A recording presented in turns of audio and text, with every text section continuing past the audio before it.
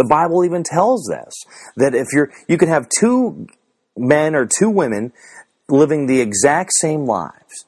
They both come forward and decide to ask Christ to come into their heart and become saved. And one of those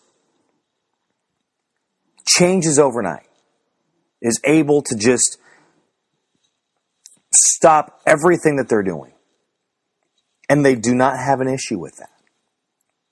The other, a lot more reliance on that. They need to be able to they don't really have the willpower to let things go. They've got to lean on God more to get rid of that. So God's going to work on them to get them through that situation. But the person that walked down there, they don't have the right to judge them. They don't have the right to condemn them. That's God's job. That's what He will do. What that person should be doing is loving them and encouraging them. Just being there for them.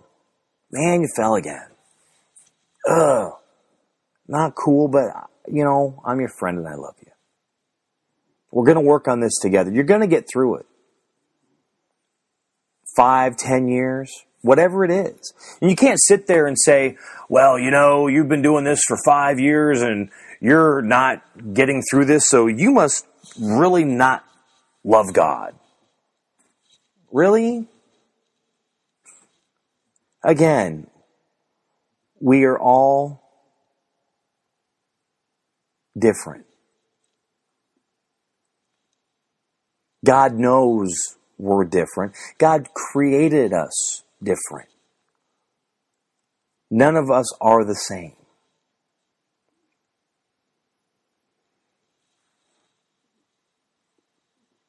Again, the purpose of this is to just think, to get yourself in and find out what you need, what the direction God has for you, what He is wanting you to learn, what He is wanting you to work on.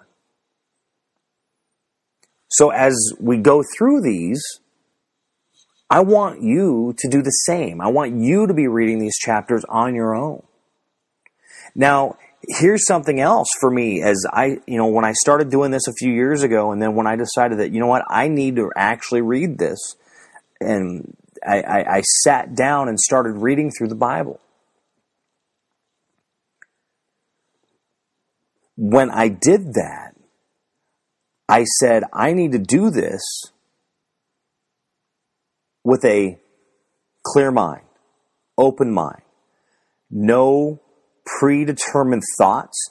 Doesn't matter what I learned growing up. It doesn't matter what I was taught growing up. It doesn't matter what, a pastor friend of mine or another friend of mine says to me.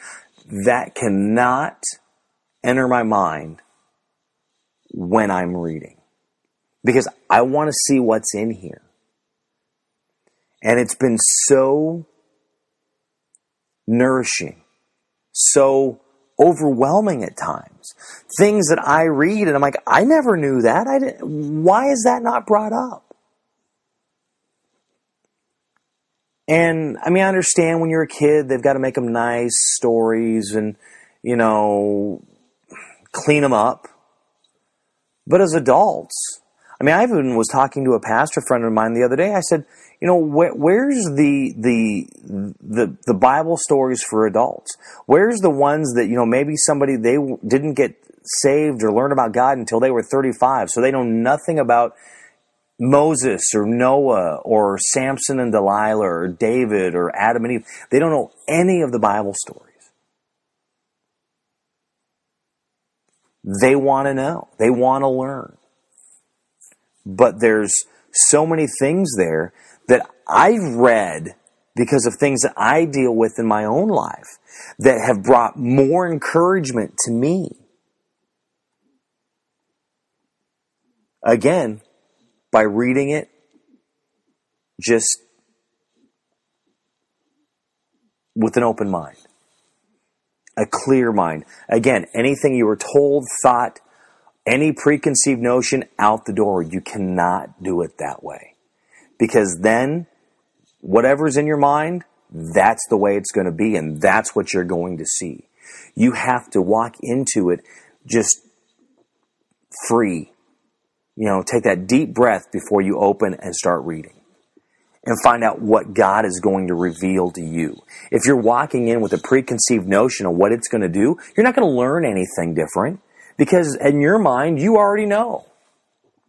So what else is going to come to you? What are you going to learn if you already know? Isaiah 57. That was our focus in this episode, podcast. So again, open it up, read that, and just clear your mind and see what God shows you by reading that. Thank you for taking the time and listening. And until next time, have a great day. God bless.